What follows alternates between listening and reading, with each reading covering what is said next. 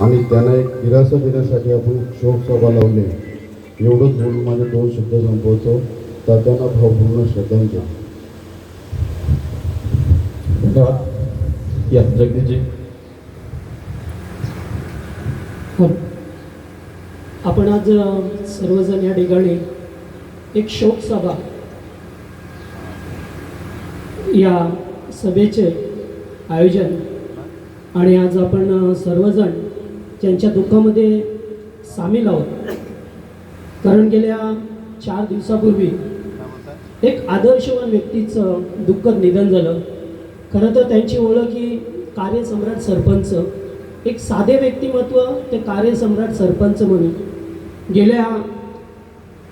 ते जेव्हा सरपंच पदावरती होते तेव्हा एक त्यांच्या वतीने हजारो अशी कामं केली गेली. गोरगरिबांना नेहमीच त्यांनी मदतीचा हात पुरवला गेला, म्हणून तर त्यांना आदर्शवान सरपंच म्हणून म्हणायचे.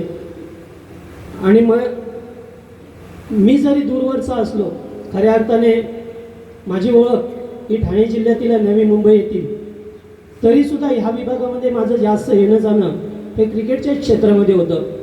आणि जेव्हापासून मी 8-10 वर्षापूर्वी इकडे आलो तेव्हापासून तात्या एक आदर्शवान व्यक्तिमत्व म्हणून आम्हाला पाहायला मिळायचे.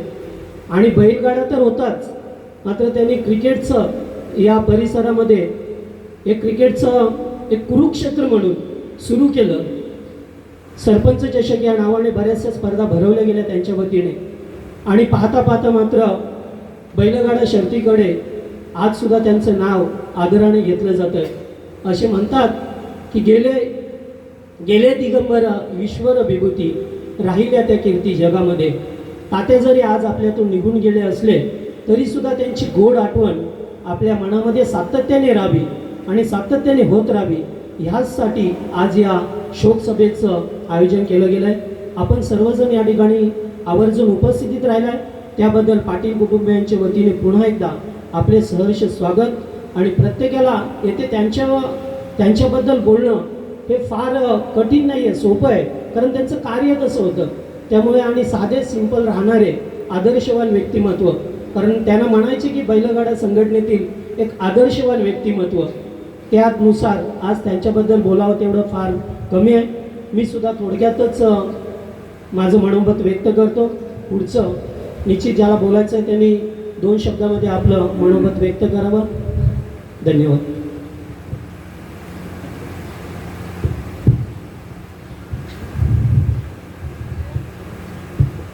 अजून कोणाला दात्यांविषयी जर बोलायचं असेल तर आपण यापुढे.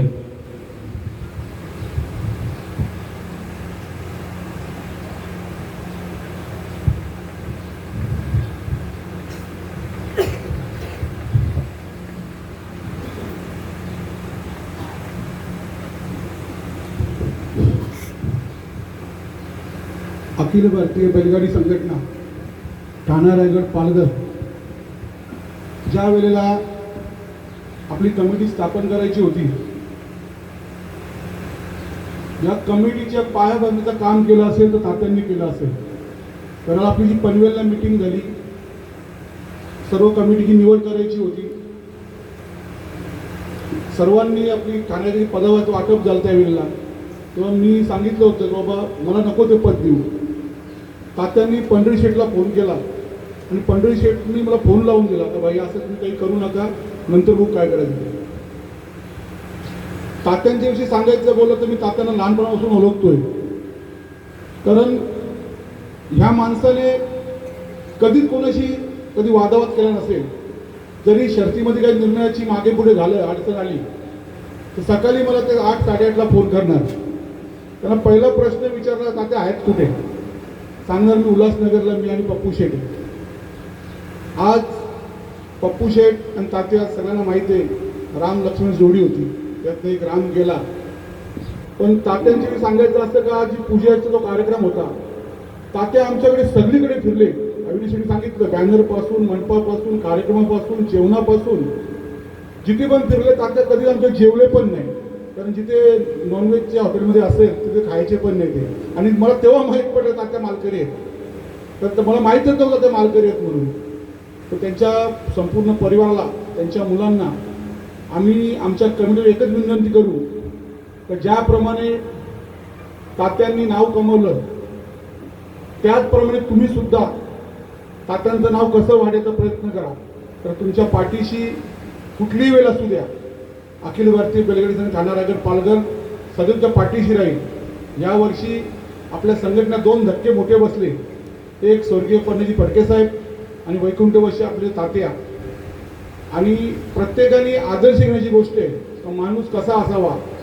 शर्तीमध्ये गेलो कुठल्या तरी कोपऱ्यामध्ये उभे असणार, मला 2-3 तरी फोन करणार, कुठे आहात तुम्ही दिसले नाही, कुठे आहात तुम्ही दिसले नाही. कुठे बघावं तर तात्या, पप्पू शेठ, 2-3 माणसं कुठेतरी कलिंगडाच्या गाडीजवळ किंवा कुठे असणारच उभे आणि पहिला थंडा बांधणार मला, बाई तुम्ही हे घ्या म्हणून. आणि या माणसाचं मी एक सांगतो तुम्हाला उदाहरण. विलास पेलवान वाईचा त्यांचा वाद झाला होता आपल्या उसाटण्याच्या आज्ञामध्ये. खूप मोठा वाद झाला होता. एवढंच का विलास पेलवानला मारला सर्व पोरं त्यांची, पप्पू शेठ सगळी गँग होती. मी पुढे झालो, पंडित झालो, अविनाश शेठ त्यांचा वाद झालेला. एकच शब्द, तात्या तुम्ही मोठ्या नका सोडून द्या विषय. एकच शब्द बोललो. तात्यांनी सांगितलं सर्व मुलांना यांना त्यांच्या तर चला वा बाजूला, बाईने सांगितले. असा माणूस होता का कधीच त्या माणसाने कोणाची बाजू नाही घेतली. आणि आम्ही ग्रुपवर नेहमी ते सक्रिय असायचे. जर कुठला निर्णय असेल, कोणाचं काही वादावत असेल स्वतः टाकायचे आणि मला पर्सनल फोन करायचे आणि सांगायचे का भाई हे असं ना असं केलं पाहिजे, असं ना असं केलं पाहिजे. त्यामुळे आपल्या संपूर्ण ठाणा रायगड पालघरला एक खूप मोठी म्हणजे जी उणीव जाणवेल. ज्यावेळेला पुढच्या शर्ती होतील त्यावेळेला तात्यांची 100% आपलं आठवण पडेल. आता मी काही जास्त बोलत नाही, सगळे बांधवर बोललेत.